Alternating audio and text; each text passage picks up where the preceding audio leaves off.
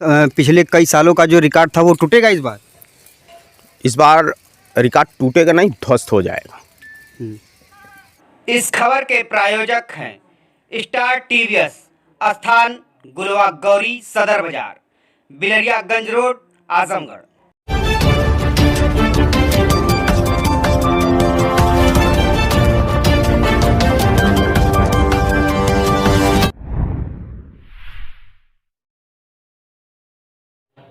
नमस्कार, मैं हूं ज्ञानेंद्र मिश्रा और आप देख रहे हैं शेरे आजमी न्यूज। सबसे तेज और सबसे सटीक खबर देखने के लिए बने रहिए शेरे आजमी न्यूज के साथ। अब खबर विस्तार से। चुनाव जीतने के बाद निजामाबाद विधानसभा में किया जाएगा ऐतिहासिक विकास कार्य। अनिल यादव। जी हां, आपको बता दें कि आजमगढ़ निजामाबाद विधानसभा से कांग्रेस पार्टी के प्रत्याशी अनिल यादव ने आज ज्ञानेंद्र मिश्रा से बातचीत करते हुए कहा कि निजामाबाद विधानसभा विकास के मामले में बहुत पीछे रह गया है। उन्होंने कहा कि इससे पूर्व में जिसको भी मौका मिला वह लोग विकास के नाम पर जनता को सिर्फ वादे दिए और यह बहुत ही दुर्भाग्यपूर्ण है। जनता तो चुनाव में अपना मत देकर अपना विधायक चुन लेती है, लेकिन जब वही विधायक चुनाव जीत जाते हैं तो उस जनता की याद तक नहीं आती, ना ही उन्हें कभी अपने क्षेत्र के विकास के बारे में सोचा। उन्होंने कहा कि इस बार निजामाबाद की जनता परिवर्तन चाहती है और ऐतिहासिक परिवर्तन इस बार होगा। उन्होंने कहा कि अगर इस बार जनता हमें अपना आशीर्वाद देती है तो निजामाबाद में ऐतिहासिक विकास कार्य किया जाएगा। सबसे पहले निजामाबाद विधानसभा में कॉलेज का निर्माण, गांव-गांव सड़क का निर्माण और युवाओं के रोजगार के लिए निजामाबाद विधानसभा में रोजगार के लिए इंडस्ट्री का निर्माण कराया जाएगा, ताकि हमारे निजामाबाद विधानसभा की जनता को किसी भी प्रकार की समस्या का सामना न करना पड़े।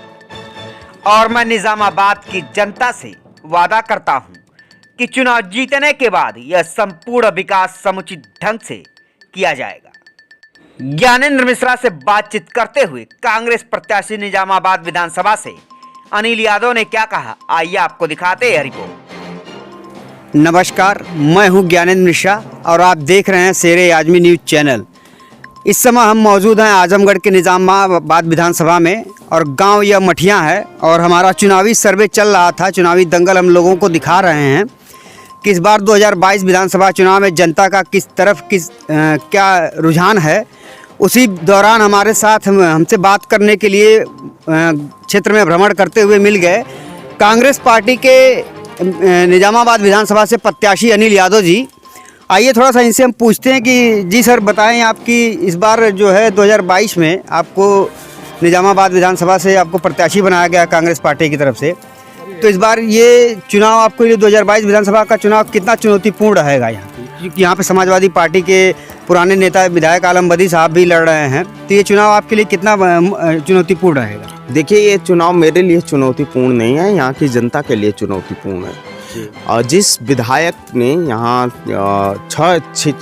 6 बार समाजवादी पार्टी ने जिनको टिकट दिया और 4 बार विधायक रहे हैं यहाँ से, लेकिन किसी के सुख दुख में खड़े हुए हूँ, क्षेत्र की विकास के मुद्दे पे खड़े रहे हूँ, रोटी रोजी के सवाल पे खड़े रहे हूँ, किसी के यहाँ शादी विवाह में आना जाना रहा हो, विधायक का कोई चेहरा नहीं देख पाता है।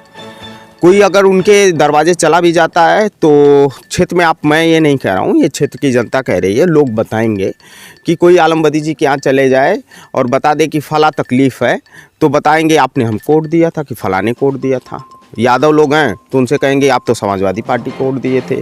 मुसलमान लोग हैं तो बोलेंगे आप भी तो अखिलेश मुलायम जी को वोट दिए थे, आलम बदी जी को थोड़ी वोट दिए थे। तो ये यहाँ के जनता के लिए चुनौतीपूर्ण है और जनता, ये लड़ाई निजामाबाद में जनता वर्सेस यहाँ के विधायक की है और यहाँ की जनता इस बार विधायक बदल देगी। अच्छा, ये बताइए कि जो इसके पहले जो लोग रहे हैं जिनको मौका जनता ने दिया है, तो यहाँ पे आप क्षेत्र में घूम रहे हैं, देख भी रहे हैं कि क्या विकास कार्य या क्या कुछ जो जनता की ज़रूरतें थी उनको उन तक पहुँचाई गई या वो विकास कार्य हुआ जो भी एक विधायक को करना चाहिए अपने विधानसभा क्षेत्र में? 188 गांव Anil Yadav door to door घूमे हैं किसी एक आदमी के दरवाजे पे नहीं खड़े होते हैं, सबके यहाँ जाते हैं। मैं देखिए यहाँ मठिया गांव में हूँ और सबके दरवाजे पे जाता हूँ। सबसे एक सवाल करता हूँ, एक अपनी दरख्वास्त करता हूँ, रिक्वेस्ट करता हूँ, गुजारिश करता हूँ कि अनिल यादव मेरा नाम है, कांग्रेस पार्टी का उम्मीदवार हूँ, मुझे वोट दीजिए। तो इन गाँव में जब मैं पूरे क्षेत्र में घूम रहा था, कोई ऐसा गाँव नहीं है जहाँ दर्जन भर घर जो है खंडहर में तब्दील ना हो। किसी को पेंशन नहीं है, जो गांव सड़कों से के अंदर हैं, जो संपर्क मार्ग है वो टूटा हुआ है। आप अगर कहाँ से आ रहे हैं आप? हम आजमगढ़ से आ रहे हैं। आप निज़ामाबाद जैसे ही आजमगढ़ से निज़ामाबाद आने में आपको, आप घड़ी देख लिए होंगे कितने समय में पहुँचे हैं। अगर आप आए हों भदुली होकर तो आपको अंदाज़ा लग गया होगा। या फिर जैसे ही आप सेंटरमा से आगे खपड़ा गाँव डांकेंगे, फिर लाइडिया से यहाँ तक आने में आपको अकल ठिकाने आ गई होगी कि विधायक जी ने कितना काम किया है। आप टावरपुर में जाके देख लीजिए कि कौन सी रोड ठीक है। दूसरी बात जो यहाँ के स्वास्थ्य व्यवस्था का सवाल है, आप देखिए कि जगह जगह पे जो कांग्रेस के समय में अस्पताल बने थे उसमें झंखाड़ जम गए हैं, बड़े बड़े सरपत कुछ जम गए हुए हैं, खुलता ही नहीं है। जो कॉलेज विद्यालय बने थे वो भी जो है खंडहर में तब्दील हो गए हैं। यहाँ के लोग बताएंगे ये इलाका जो है खास करके मेरी कॉन्स्टिट्यूंसी एक दौर में लाल मिर्च की खेती के लिए जानी जाती थी, या निज़ामाबाद में काली मिट्टी के जो बर्तन बनते हैं वो पूरी दुनिया में जाने जाते हैं। लेकिन उसके लिए विधायक जी ने क्या किया है, यहाँ के नौजवानों के लिए क्या किया है? नौजवान सुबह 6 बजे से उठ के दौड़ता है, असेंबली में सवाल तक नहीं पूछ पाते हैं ये लोग। जब गरीब गुरबा आदमी इनके दरवाजे पे जाता है तो डांट के भगाते हैं। इस बार वोट मांगने आए, जनता डांट के अपने दरवाजे से भगा देगी। अच्छा, आप ये बताइए कि जैसे कि इस बार जो है आप युवा हैं और आपको कांग्रेस पार्टी ने प्रत्याशी भी बनाया है, तो अगर आपको जनता मौका देती है तो निज़ामाबाद विधानसभा के लिए आपकी क्या प्रमुख जो है, ऐसा क्या आपके दिमाग में खाका चल रहा है जो यहाँ की प्रमुख मांगे हैं, जो प्रमुख आवश्यकताएं आपको नज़र आ रही हैं? देखिए, हम लोग चुनाव जो है वो यहाँ की शिक्षा व्यवस्था को लेके, यहाँ के स्वास्थ्य व्यवस्था को लेके, यहाँ नौजवानों के रोज़गार को लेके हम लोग कर रहे हैं। हम लगातार जो है हम लोगों ने एक संकल्प पत्र बनाया है, उसमें तमाम सवाल हैं, जिसमें सबसे पहला हमारा ये मानना है कि किसी भी समाज को, किसी भी कॉन्स्टिट्यूंसी को बदलना है तो वहाँ की एजुकेशन, वहाँ की शिक्षा व्यवस्था को मजबूत करना होगा। मेरी कॉन्स्टिट्यूंसी का ये सबसे बड़ा दुर्भाग्य है कि इस पूरे इलाके में लड़कियों के लिए कोई डिग्री कॉलेज नहीं है। यहाँ की लड़कियाँ, मैं जब प्रचार पे निकलता हूँ तो लड़कियाँ बताती हैं कि भैया प्राइवेट में हम फार्म भरते हैं और किसी तरीके से एग्ज़ाम दे पाते हैं, तो बीए के बाद या इंटर के बाद तो पढ़ाई बंद हो जाती है। बीए करने के लिए, बीएससी करने के लिए, एमए करने के लिए कोई कॉलेज नहीं है। तो हमारी पहली प्राथमिकता है इस कॉन्स्टिट्यूंसी की अपनी बहनों के लिए, यहाँ की लड़कियों के लिए, कि यहाँ एक बड़ा डिग्री कॉलेज बनवाएंगे। और जो यहाँ के रोज़गार की बात है, लाल मिर्च का है, आम की पट्टी है, यहाँ पे इस इलाके के गन्ने की खेती है, इन सारे चीज़ों के लिए लड़ेंगे भिड़ेंगे।